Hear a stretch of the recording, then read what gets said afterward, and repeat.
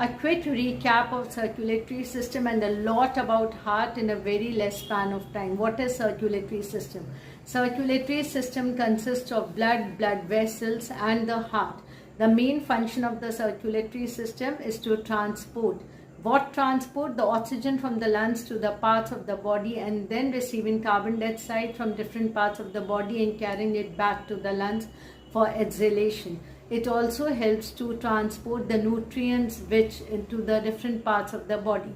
Now heart is very small, in the size of a closed fist, with a weight of 225 to 340 grams. Yes, it's this much lighter.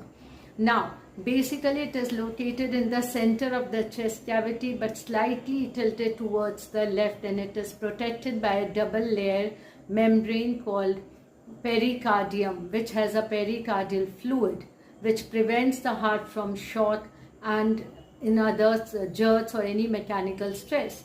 Now the main function of the heart is to receive and pump blood and to keep it circulating in the body. So it receives the blood and pumps it to different parts of the body.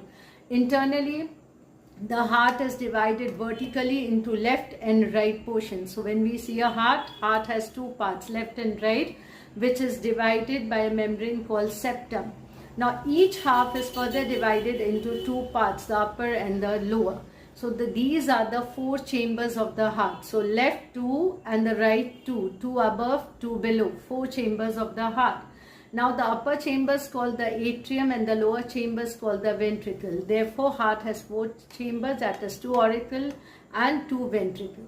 The arteria are the receiving, the auricle is the receiving chambers. They receive blood from the different parts of the body, and so they have thin walls, whereas the ventricles has a function to pump blood to different parts of the body, and it has thick vessels, it has thick walls. So basically the auricle is the receiver and the ventricle is the giver. These are the four chambers of the heart.